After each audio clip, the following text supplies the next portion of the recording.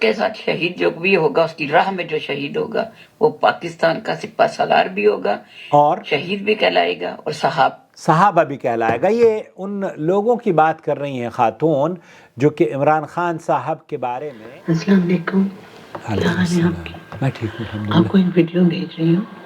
اس video میں ایک خاتون ہیں جو پی ٹی آئی کی ہیں، یعنی عمران خان کی پارٹی کی ہیں۔ وہ کہتے ہیں کہ عمران خان ولی ہے اور جو السلام علیکم، مجھے کوئی کہنے میں شرم نہیں ہے۔ یا اللہ، آپ کو شرم ہو یا نہ ہو لیکن ہمیں اس بیان کو چلانے میں بھی شرم آ رہی ہے واللہ۔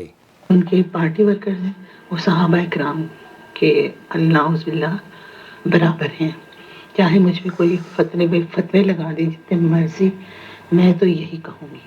تو میں آپ کو سینڈ کر رہی ہوں، آپ ذرا اس پہ ویڈیو بنا کر اپلوڈ کریں اور بی بی آپ بھی اپنی رائے دیں۔ جنوں کا نام خرد رکھ دیا، خرد کا جنوں، یہ خاتون وہی کر رہی ہیں۔ دوستو، بھائیوں اور بہنوں، صحابی اس آدمی کو کہتے ہیں من لقی النبی صلی اللہ علیہ وسلم مؤمنا بہ ومات علی الاسلام، جو نبی کریم صلی اللہ علیہ وسلم پر ایمان لایا، آپ کی صحبت میں رہا اور آپ اسی ایمان کے اسٹیٹس پر اس کی وفات بھی ہوئی، یہ وہ صحابی ہے اور یہ وہ درجہ ہے جس کے بارے میں اللہ اور اس کے رسول صلی اللہ علیہ وسلم نے بشارتیں دی ہیں۔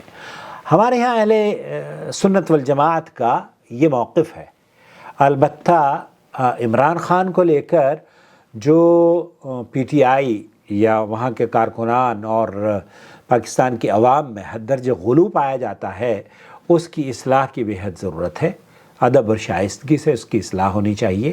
یہ خاتون جو بھی کہہ رہی ہیں، اگر ان کو پرواہ نہیں ہے تو اللہ کے رسول صلی اللہ علیہ وسلم نے فرمایا نا کہ جب حیا آپ سے اٹھ جائے، جب آپ حیا کا آپ نے دامن چھوڑ دیا ہے، فاصنع ما شئت، پھر تو جو جی چاہے کرو، تو آپ جو جی چاہے کریں محترمہ، کرتی رہے۔ اور انہوں نے اپنے اس پیغام میں یہ کہا ہے کہ جس طریقے سے نبی کریم صلی اللہ علیہ وسلم کے صحابہ کا درجہ تھا، وہی درجہ ان لوگوں کا بھی ہے جو کہ عمران خان کے ساتھ شہید ہو رہے ہیں یا عمران خان کو سپورٹ کرنے والے ہیں یا عمران خان کو چاہنے والے ہیں۔ بہرحال یہ حد درجہ غلو ہے، جہالت پر مبنی بات ہے۔ اللہ تعالیٰ انہیں مرنے سے پہلے توبہ کی توفیق عطا فرمائے۔ اللہ رب العالمین مسلمانوں کو عقل سلیم عطا فرمائے۔ عمران خان صاحب قائدین میں سے پاکستان کے ایک قائد ہیں اور دنیا نے ان کو دیکھا ہے کہ کس طریقے سے وہ مزاروں پر جاتے ہیں اپنی بیوی کے ساتھ وہاں پر۔ اور بہرحال اللہ تعالیٰ سے دعا ہے کہ اللہ تعالیٰ مسلمانوں کی عقیدے کی حفاظت فرما لے اور ہمیں گمراہ ہونے سے بچا لے۔ اللہ رب العالمین سے دعا ہمیشہ کریں، اللہم ارنا حق حقا وارزقنا اتباعہ، ہمیں حق کو حق سمجھ کر اس پر گامزن رکھنا، اس پر چلنے کی توفیق بخشنا، وارنا باطلا باطلا وارزقنا اجتنابہ، ہمیں باطل کو باطل سمجھ کر اس سے بیزاری، اس سے چھوڑنے کی توفیق نوازنا۔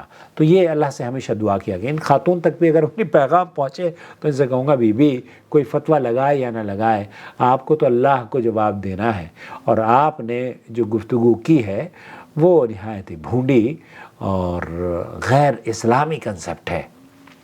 پتہ نہیں ہو تو پی ٹی آئی کے کوئی علماء بھی اس کو پسند نہیں کریں گے جو یہ خاتون کہہ رہی ہیں۔ بہرحال اللہ تعالیٰ سے دعا ہے کہ اللہ تعالیٰ ان کی شر سے سماج کو، خاص طور پر پاکستانی سماج کی حفاظت فرمائے۔ آمین۔